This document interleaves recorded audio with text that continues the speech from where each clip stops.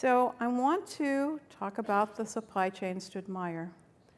And with this, I'd like to invite Sleep Number to the stage, right? I have two people from Sleep Number, John Brine and John Rossi.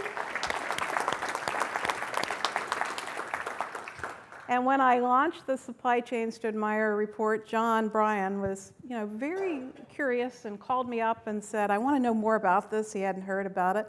So gentlemen, tell the group a little bit about yourself and let's talk about your story. I've been with Sleep Number for about 4 years. Been in the industry, supply chain industry for about 35. Prior to that was at with GE Healthcare. Went to Sleep Number just because of the innovation that was going on there. It was a health and wellness company, which I'll talk a lot about, and really was excited to join that organization, and it's been a really exciting ride. How about yourself, John? John Brine is doing digitization and optimization. So tell the group a little bit about yourself. Yeah, good afternoon. John Brine. I'm going to start on brand. Sleep Number setting 40. Oh, okay. Because I slept better 2 nights ago than I did last night in the hotel. Okay. But no, we really excited to be here, as Laura said. Saw this come through LinkedIn and get some press about it, and just was really interested to understand more of the core of what drives the differentiation from Gartner from other assessments. And so we're just really excited to be part of it. So we're going to hear their story, and we ask them questions, and at the end, we're going to give them an award. Here you go. Okay. Thank you. Thank you very much. I hear the clicker. Okay. So, again, I'm Tony Rassa, VP of Supply Chain Optimization for Sleep Number. My sleep number is 45, and my sleep IQ on Monday night was 75. And you already... I went through it. Yep. My highest sleep IQ last month, I checked on it today, was a 94. So, doing well. So, Sleep Number, for those of you who may not be familiar with this, we're a mission-based health and wellness organization. Health and wellness organization really focused on sleep technology. We're in the sleep technology sector. Our mission is really to improve lives through a customized, individualized sleep experience. Just want to thank Laura for the opportunity to be here and share our story. We've got just a brief agenda here that we'll go through. First, start with a little bit about the history of our company. We're about 30 years young, still growing very quickly and evolving. We'll give you a little sense of what's going on there from a technology standpoint. And then give you a sense of some of the challenges that growth has really presented us and some of the things that we've done to overcome that and continue to do that. And then lastly, John's going to really give you a little deeper sense of what's going on from the technology and the increasing role of technology in our mission. So with that, product portfolio. So just the basics. We sell, manufacture, distribute, install, and service a complete line of sleep-related products, starting with our smart bed, our mattresses, and really it's a mattress system, pillows, bedding, furniture, other sleep technology. So that's our core business. If we can go to the I got different slides here. One of the things I wanted to point out there in terms of our business is that 3 of the last 4 years we've won the J.D. Power's Customer Satisfaction Award in the mattress segment. And that's really a big portion of our mission, is really to be something that the customers really value and honor in terms of letting them us into their lives in terms of their mattress and their sleep experience. So it's been a big part of our identity. So a little bit more about us kind of tactically. About $1.5 billion in sales, 6,300 employees, 600 stores in 50 states. Our headquarters is in Minneapolis, Minnesota. We've been there. We're a Minnesota-based company. We've been there since our inception. We've just moved to a new facility in downtown Minneapolis about 2 years ago. Very proud of that, so if you're in Minneapolis, swing by. Technology Center in San Jose. This is where we do a lot of data analytics and algorithm development. We've got one of the largest sleep databases in the world. All the data acquisition from our beds around the country comes into that location. There's a lot of algorithm work being done there that analyzes and gives feedback on sleep performance. So a lot going on there. 2 primary manufacturing sites, one in Salt Lake City and one outside of Columbia, South Carolina. This is where we do our core manufacturing. This would be sewing, electronics assembly, and other various activities there. And then across the United States, we've got 12 warehousing and assembly locations. So that's kind of the core footprint. And then in each market, we've got roughly about 125 markets that we define. We've got home delivery technicians in those markets, Sleep Number employees that are delivering the mattresses into our customers' bedrooms. So kind of give you a sense of the kind of the mechanics of the company, but we've got a brief video here I want to show you that really kind of give you more of a sense of who we are.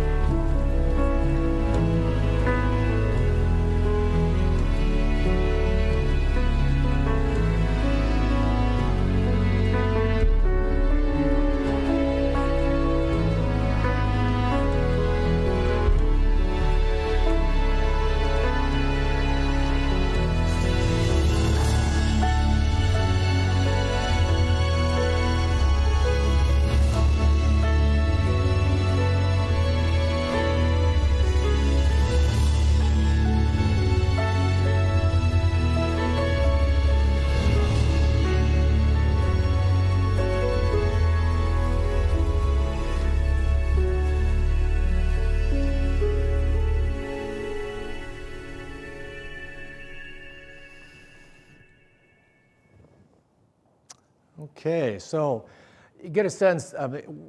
It seems, sometimes you see videos like that in, kind of a lot of marketing type things, but, Sleep Number really believes it. This is our booth at the Consumer Electronics Show in Las Vegas.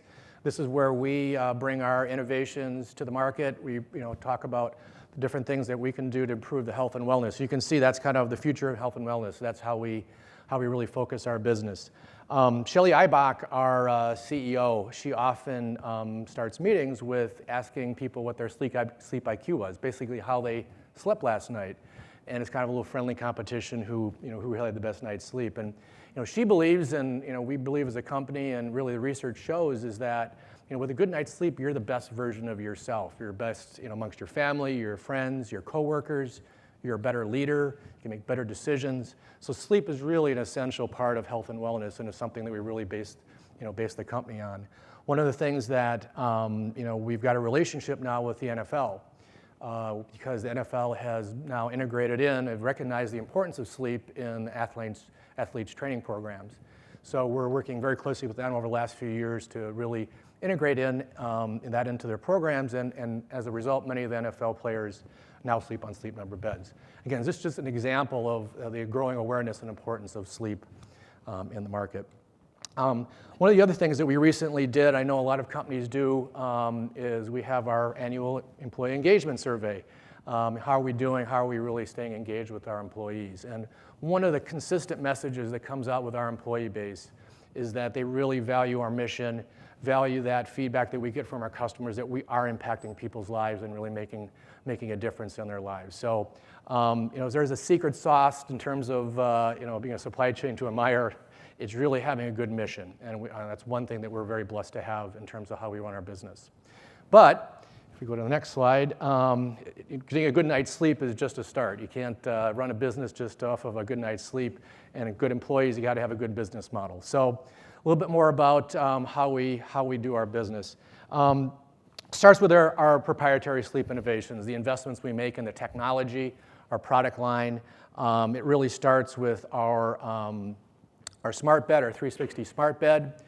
This is something that has really changed kind of the industry in this area. It's an ability to customize the bed to the firmness, maybe the temperature. If there's a position that allows you to sleep better, a lot of different feedback that's allowed, individually to each person so they can get the best night's sleep. One of the things that we get a lot of emails and different letters on from couples that have sleep divorces, where because of their different needs of their sleep environment, they'll have to end up sleeping in 2 bedrooms. Well, with a Sleep Number bed, you can adjust it to be able to have the exact type of situation for each person. So it's really that technology and that individualized thing is our differentiator in the market. Secondary is our exclusive distribution. We are the only place that you can buy a Sleep Number through our stores and through our online presence.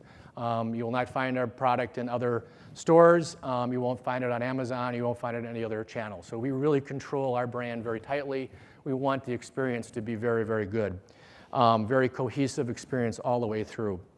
Our stores are really the heart of where our sales comes from. We do have online sales, but majority of our sales does kind of originate in our stores, where customers can come in and actually work with a sleep professional to understand their specific needs, their specific situation, and really try to find the right solution for them, whether the right bed, various different accessories that may be applicable to them. And that relationship is really, really critical in that business model, which is kind of the third pillar here is the lifelong customer relationships.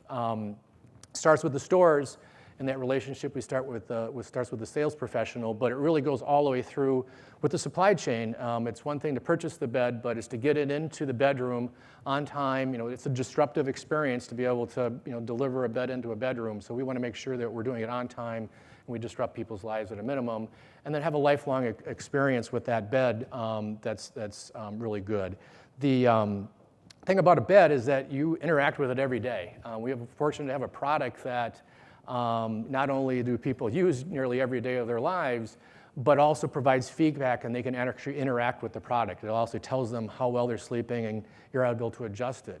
And that relationship with the bed is really the core that allows that brand to continue to stay alive in a person's mind.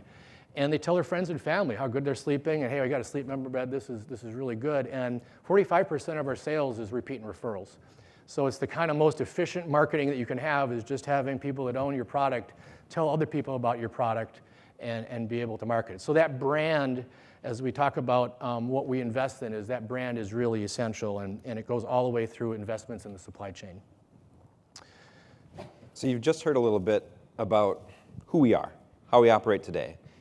One of the things that Lora talked about was trajectory, progression, and how is someone looking at it. And so we thought, as we looked back, we need to assess a little bit, bring you down Sleep Number History 101. So where did we start? We started late night, infomercials. You're up late because your back hurts. We've got the product for you. It's a captive audience. So we started that way in 1987 out of Plymouth, Minnesota. Within 5 years, the model was working. The consumers were reacting. It was a positive experience.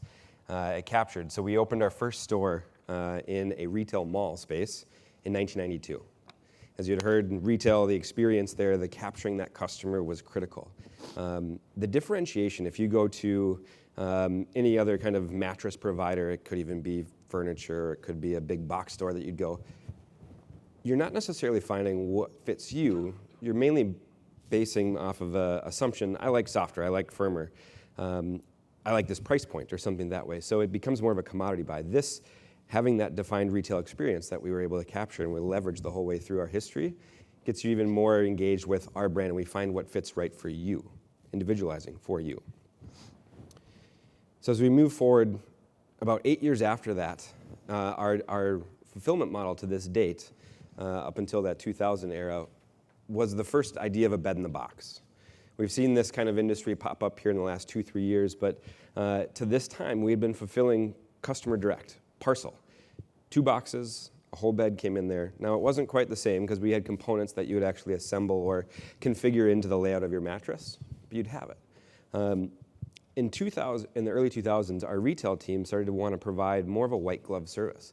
Not all of our customers were able to, or comfortable necessarily saying, oh, I can do this layout and this configuration and plug the pump in and stuff that way.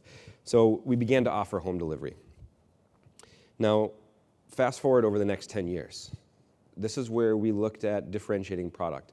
The milestone we have called out here is our dual temp, which is a left or right side sleeper that is temperature controlled. You sleep hot, you sleep cold. We have a product that can help do that lays on top of the bed. Now, in the midst of that, we began offering pillows. As Tony had articulated, some of the different pieces of our portfolio, bedding. There were also some things that didn't last. We did offer a sofa sleeper at one point, and there was even a massage chair. But the point was we were looking for ways to find comfort and provide an individualized experience, and it always kind of came back to that model for us.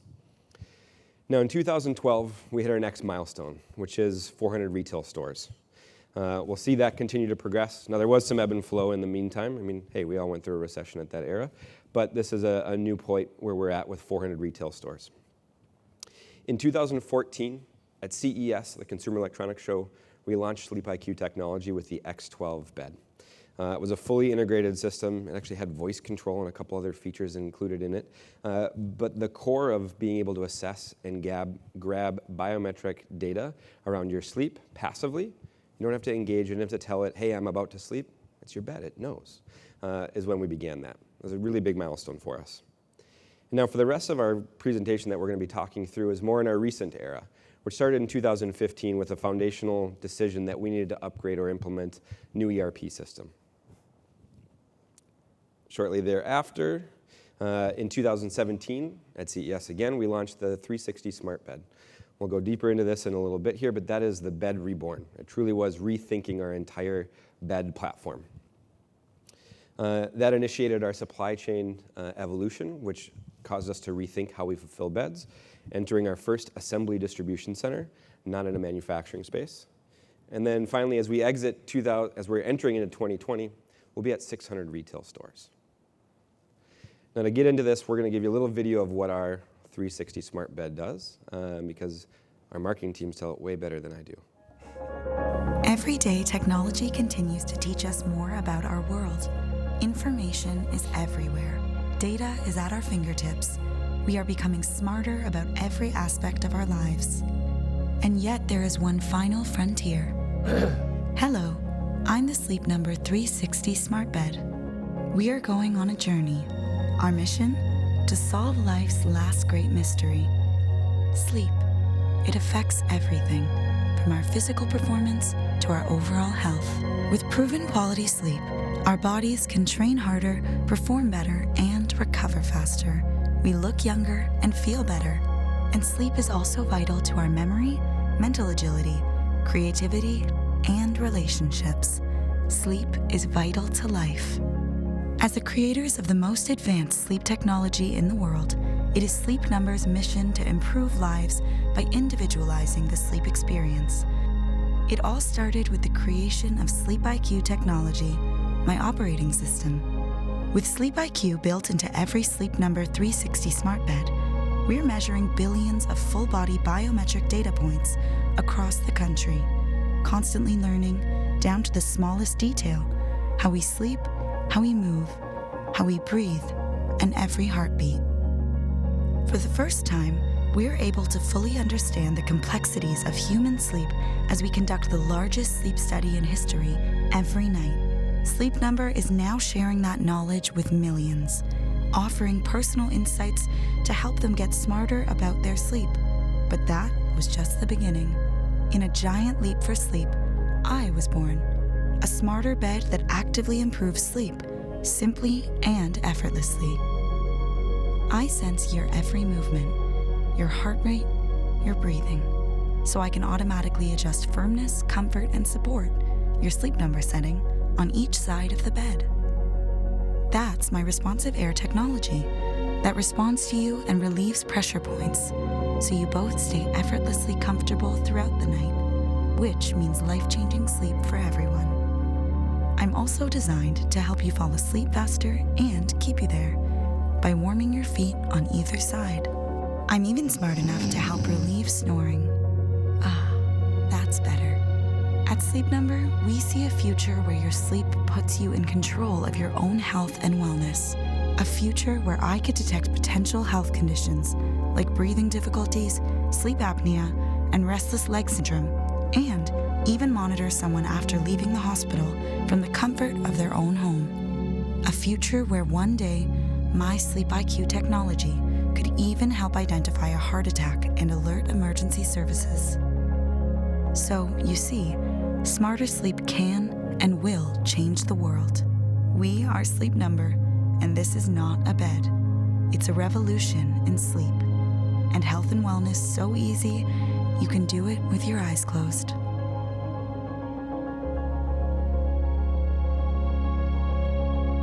So, we have an impressive product.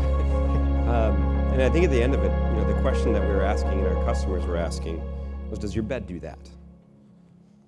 And as we step back, the transition I'm trying to make here is we had to look at the rest of the way that Sleep Number operated and ensure that we were doing that same kind of rebirthing to make sure we were ready to go for our next. We have a very captive and captivating product now. So this took us to our point where I was talking about our ERP. And for our organization, as Tony articulated, we are vertically integrated throughout. Manufacturing, sales, all of it is controlled through distribution, even into the customer's bedroom, that intimate experience of your bed being installed. We needed to have a system that could support us throughout the whole of this. So in early 2015, we went through and did this with a core ERP implementation.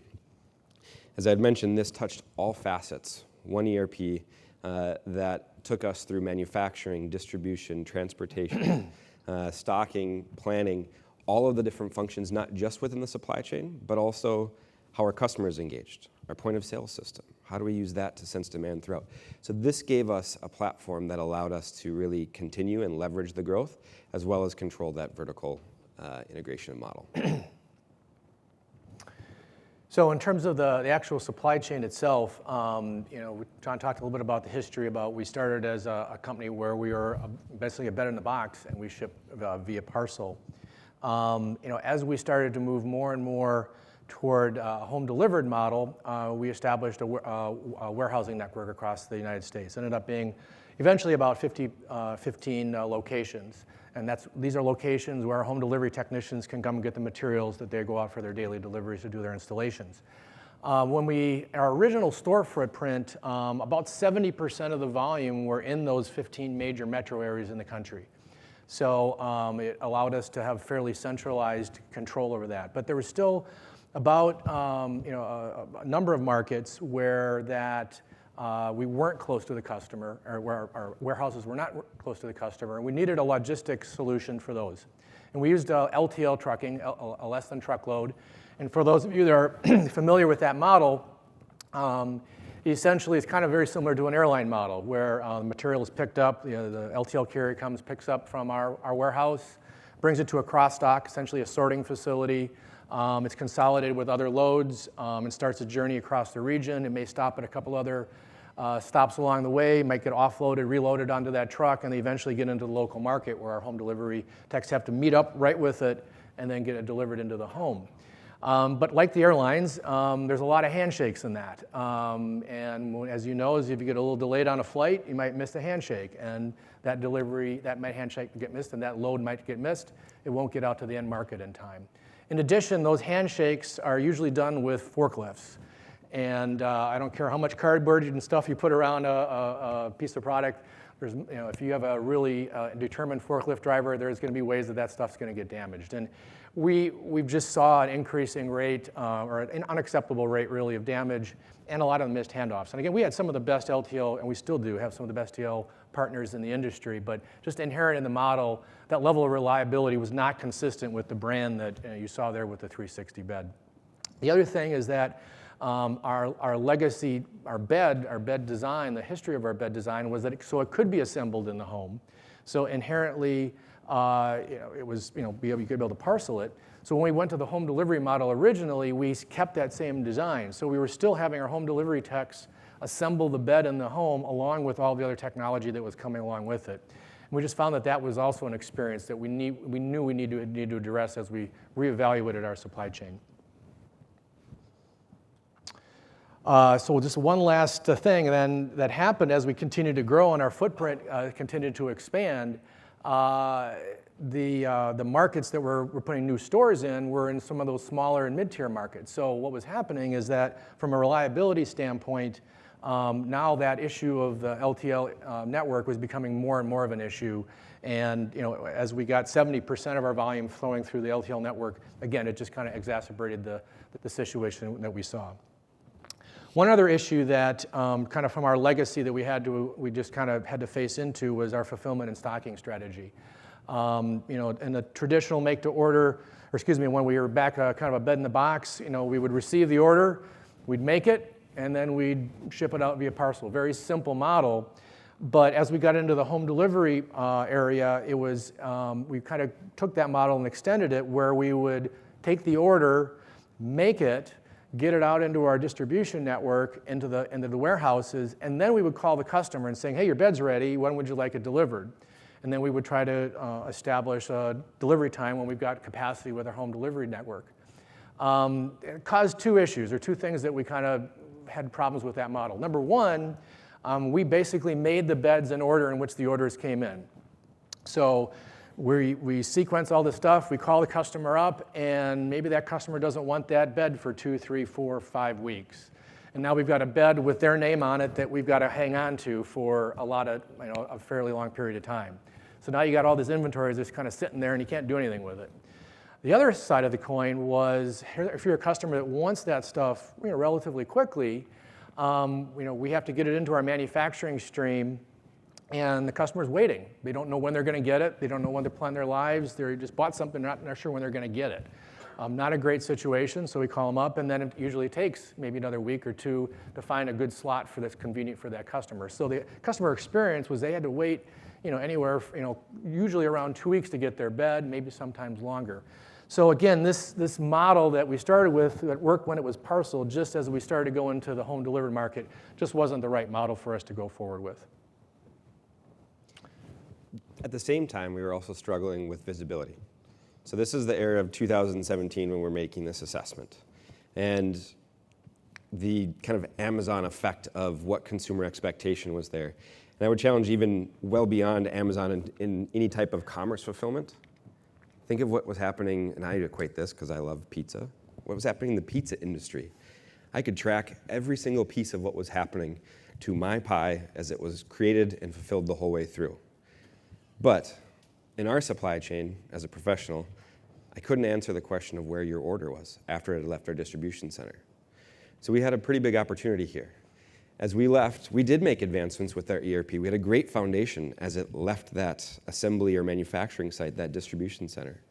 But as it went through a transportation carrier, any brokerage, as it went through a delivery distribution center, into our home delivery technicians' hands, hopefully to the customer, but situations do happen. Mrs. Jones forgets that she had a dentist appointment and that product now needs to flow back.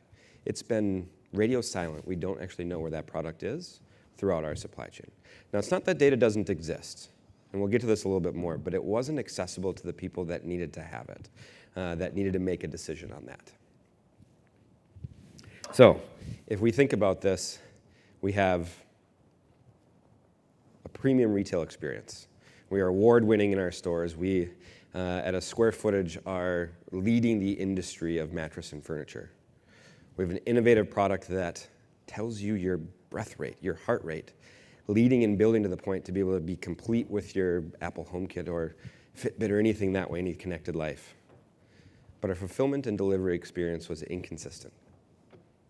We needed to change the game.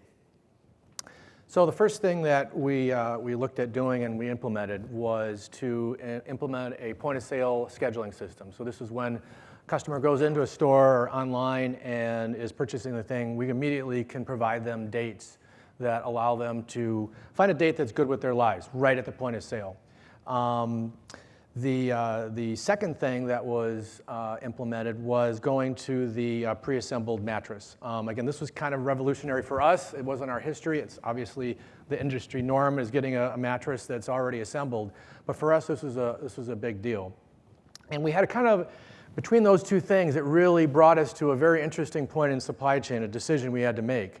Do we go with more of a traditional make-to-stock model where we would be making our finished goods, which is our mattress and mattress systems, ahead of time, trying to work off of getting better and better forecasting, better planning systems, and getting the right mattresses into the warehouse, and then when the customer goes into the store, having that mattress available so that we can meet that delivery timeline. That was definitely something we thought about, but as we did the analytics around it, our warehouse footprint was going to literally almost triple or quadruple because an assembled mattress is a lot bigger.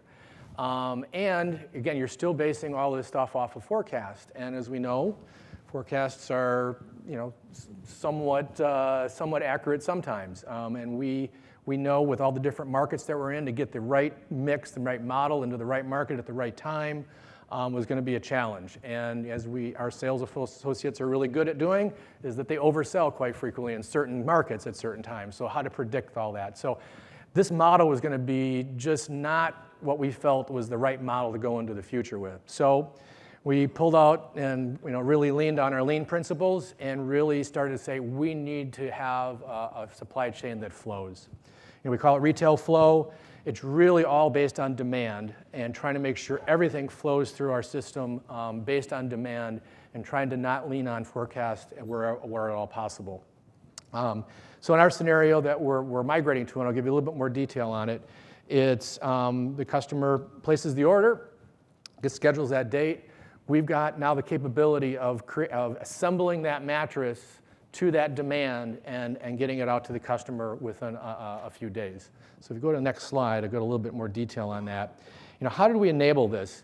This is not easy, and we're still migrating into it, but we've had some really good areas of success, and we're partway through this migration. But the factory and the supplier is where it started. Having that responsive supply chain, the suppliers having the capability that they can be adaptable to our different market swings. We've got a very large swings in our demand curve over the course of the year. Labor Day, just the last few days, is our biggest sales period of the year. President's Day is our second, and then there's various other kind of sales events. It's kind of how the industry rhythm is, but there's lots of peaks and valleys. So in terms of how to manage that with our supply base, we really tried to focus on, if we are going to pre-build anything, we want to build it at the absolute lowest possible component level and not do assembly until we actually have that true demand sense. And so that's really been core to how we put this together. And the second part of this is what we were able to do in our warehousing. So our warehouses before were finished good warehouses. Now the warehouses that we're putting together are component warehouses. And then we only make a mattress when we have a firm order and it's about ready to be delivered. So we've developed the technology and the material processes we have a single piece mixed model flow line in each one of our warehouses now where it can make any mix of mattresses on demand at any time. And we've configured it such that as that order sense comes through, we can actually come right off the line onto a palletized skid that's the exact same load loaded in the right sequence for a home delivery team to put right onto their truck. So we have no mattress storage in our mattress warehouses. It's all component. So what we've been able to do to keep our footprint highly efficient, We didn't have to expand our warehouses. In fact, we're actually starting to shrink them a little bit. And we're getting a lot of velocity on our materials. And most importantly is the responsiveness to our customers. We're able to get that order and be in our customer's bedroom within 5 days.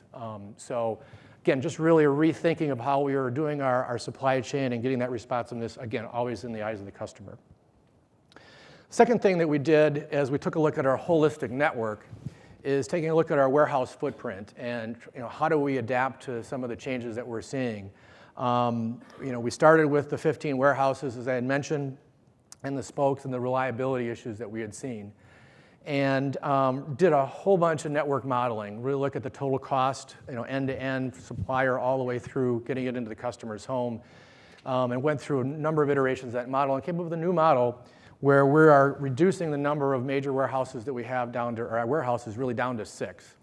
Those 6 warehouses are also coupled with our assembly operations, and those are component warehouses. There's a regional assembly distribution centers is what we're calling them. And again, they have those capabilities that I talked about earlier. What that's done is that it's given us a lot more inventory control. It's increased our inventory velocities. It's a lot easier for our planning teams to be able to work to. It's easier for our suppliers. They have less supply points they're moving into. Again, it's just a much more efficient model, and it's really worked out well. It's still regional, so we try to stay as close to the customers. Whoops, backwards. There we go. It's still within regions, and we want to stay within a day's reach of our customers. And that's where the next part of our network evolution is really focused, getting it from our warehouses into those mid-tier markets where we've set up, we call delivery distribution centers. They're just small cross-stacks dedicated to our business where we take full truckload quantities daily or at the very least every other day out of our warehouses into those local centers where they're staged for our home delivery techs to pick up. Again, having that reliability of having dedicated truckloads on a schedule that we control, not the airlines or not the LTL carriers, but we control the schedule, has really increased our reliability, reduced our damage substantially, and as a result, our ability to serve the customer. So what we're seeing, just keep it there. What we're seeing is as we complete this model, we're going to have 80% of our network running through that highly reliable model. We still have some very remote markets, the Rapid City, South Dakotas, and the other smaller markets. We just don't have the volume to be able to get full truckloads into. We'll still rely on the LTL network for that, but we do have some other creative solutions we're looking to try to get the reliability in that area as well. This is all based off our lean, our guiding principles. This is, again, what drives us in terms of our supply chain and how we think of things. Really starts with adding the value. We talked about value earlier. Obviously, there's the value, there's perception. The customer decides what value is. There's a product itself, but from a supply chain standpoint, we need to get it there in good shape, and we need to get it there in the least disruptive fashion to the customer, in a convenient time to them, the least time in the home. These are the things that we continue to strive for to add value in terms of the view of the customer. Process flow is essential. It obviously drives efficiencies throughout, inventory efficiencies, but it's also really good at highlighting inefficiencies in sometimes very painful ways because everything has to work very, very well in a flow model. But by highlighting those things and having an organization that knows how to react to them, take them, and using those as drivers to our continuous improvement, it really is the driver and the engine for our model. Next item is the there we go. Partner with our suppliers. Really emphasized this earlier. This is the essential, and we talked. The speed and the flexibility of our supply base was essential to make this work. This caused us to really rethink some of the suppliers that we've been with for some time, and looking really at what their core capabilities were, and go with suppliers that were going to have capabilities more aligned to what our model was. So this is really a key point. Kind of an ironic part there. I know L&P. Leggett & Platt was one of the other supply chains of Meyer. They're one of our key suppliers, so just a call out to them. Interesting that we both kind of showed up in the rankings together. Perspectives of our team members.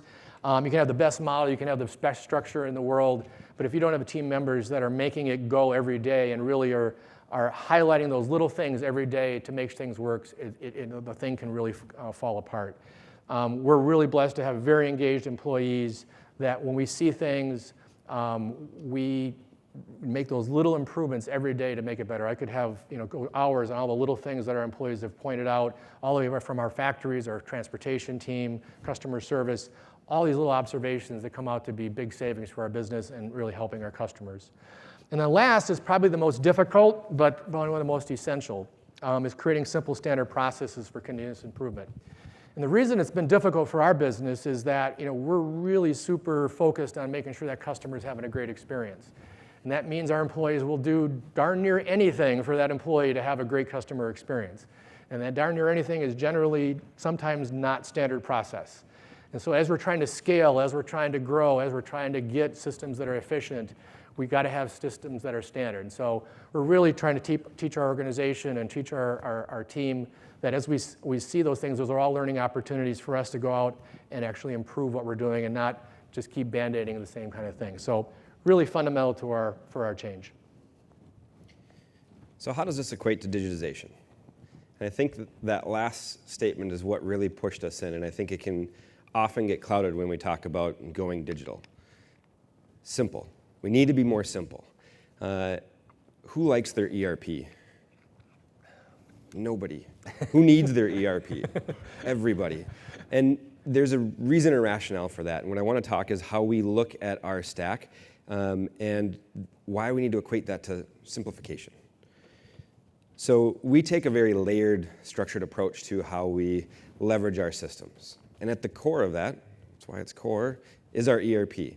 That is the transactional. We need to close our books. We need to have an understanding of our materials and the basic process flow, especially within our manufacturing environments.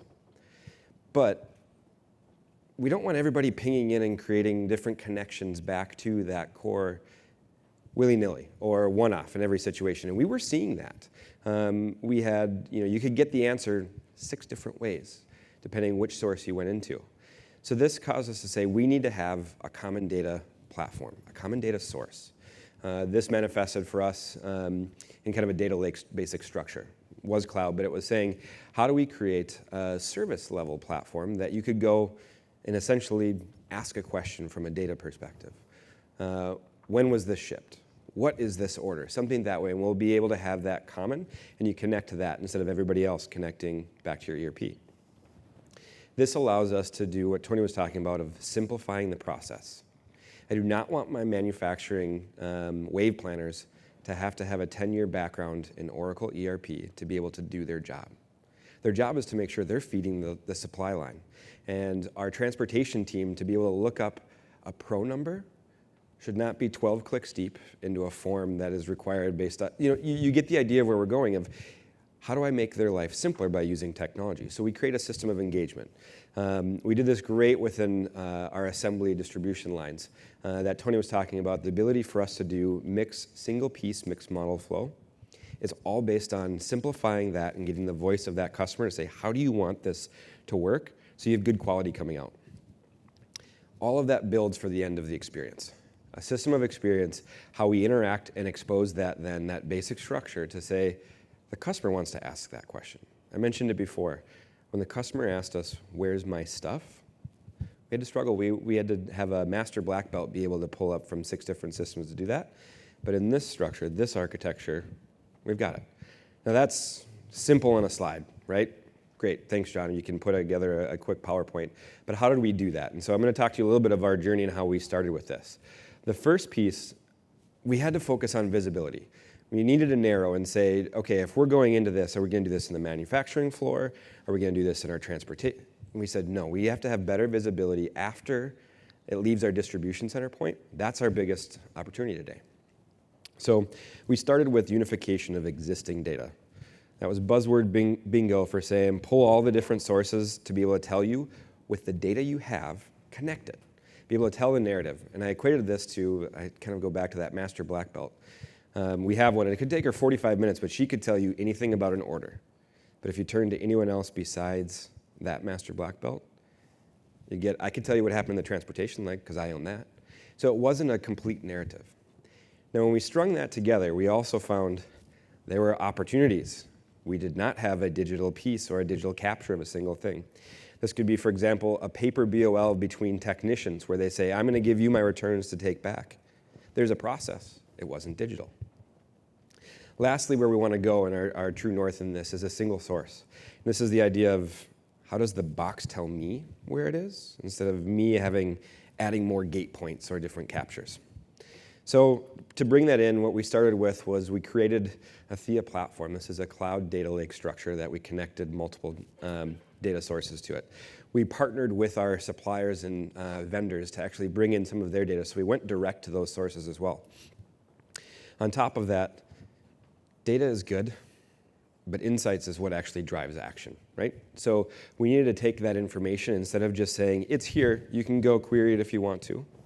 We created business-based logic that would actually drive an alert or a notification out to the field team to say, hey, this is behind. What do you want to do? I also mentioned then that we had gaps.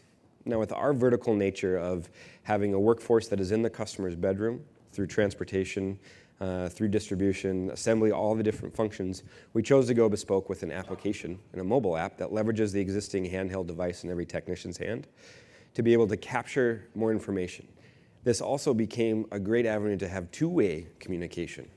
They can submit pictures, they can ask and do inquiries of where is this order, they can find better ways to help them drive and deliver the best possible customer experience they could.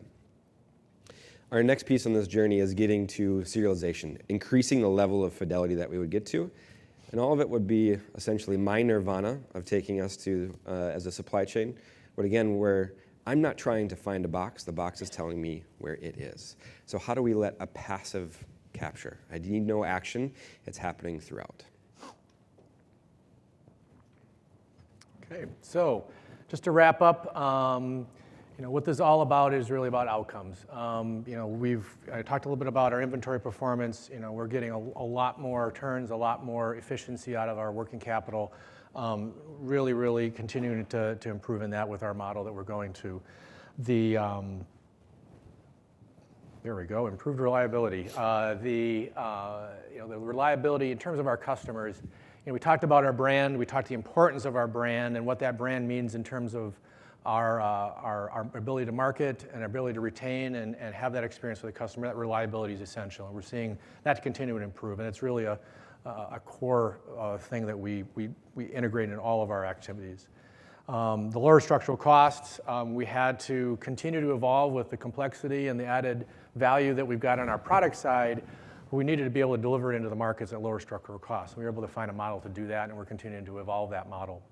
And then most importantly, out of this whole thing, again, is the customer experience, because again, that is how we're, that value perception with the customer is essential. And that's what drives our business, it drives our teams, it drives us every day, improving people's lives. We want to make sure that everybody that's getting our bed, has that opportunity to get it in a seamless and frictionless way. One of the things that's very interesting, and obviously the people in Sleep Number get their own, we get beds at a substantial discount. We've got friends and family deals. So we've got experience, everybody in the company has experience with our bed, the whole delivery experience, their families, their friends, their neighbors. So it's very personal what we do every day, and we live with live with what we produce. So that's one of the things that really makes our company special, and was just really thanks for the opportunity to share our journey with you today. And I'll just leave you with one final thought. We've got a mission that we believe in, and I think whatever mission that you've got with your business, start it with a good night's sleep, and have a great night. Okay. Oh, that's right. We can stay here. I love that. How many of us have a clear mission? And I certainly didn't get a good night's sleep last night. What questions do you have? Regina and Rick, can we run some mics for 5 minutes? Mike Miller, Procter & Gamble. I got to tell you, being able to control your supply chain end to end, it's like a dream. Right? I mean, it's a wonderful thing. At what point do you feel like your model to do that and ability to control that and your growth goals start to you talked about getting the LTL and then it caused you to revisit. You thought about like where on the curve in the future, how far is that sustainable for you to be able to control it? It's scalable up and down, and we looked at it both ways. I mean, we all know the economies don't all go in one direction. And so one of the key parts of the model is that it's very scalable. It's very volume dependent. There's an economic point where truckload makes sense, and there's an economic point where LTL is just the most efficient.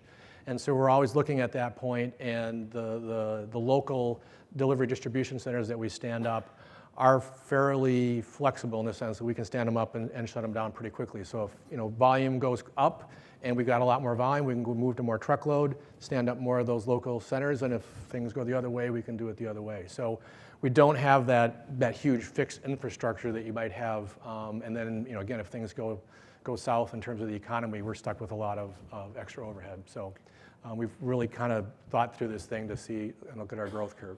It's certainly envious for people in the room. I mean, you really own from the customer. We do. And you're great at supplier development. So, great question. Other question? Yes, ma'am. Manny Janikram, Intel. Great presentation and congratulations. Quick question on the visualization. You mentioned you have end-to-end and then also while you're digitizing, I was wondering how you roll up the KPIs or more like a control tower, or what's your approach to visualizing end-to-end? Yeah, I think you hit on it with the end of visualization. Again, I take it back to our lean principles of it must be simple. And simple is if I can't read and assess what my data is telling me with about 5 seconds, it's really not going to drive an action to our frontline team members that can make or adjust. So as we look at it, it always comes with what question is our frontline employee trying to answer with this, and are we capturing the data the right way? That is difficult because we're often asking frontline employees that have not been asked, how would you like to answer that question before? So it does take a decent amount of, my team spends a lot of time in the field as we've built the applications or we've gone through the analytics of sitting desk to desk and side by side to understand what is it you're trying to answer, because we might not always see it in front of us because our 30-year history brings some proverbial baggage in terms of how we've done things. So I like that simple. I mean, most measurement systems are not simple and not designed for that effectiveness. Yeah, Manny? Okay, question over here. Yes, John? Hey guys, John TC with ThoughtSpot. Kind of on the same token of that, the cultural change is obviously crucial with, especially around systems of engagement, and both for the end users that you're giving self-service to, it's very intimidating, but also for the black belt you mentioned, that black belt's job is founded on being that black belt, right? How did you manage that cultural change, and what challenges did you maybe not anticipate that came up during that? Great question. Simplest answer is change is really tough, which we all know, but that's why we're here to help drive and transform.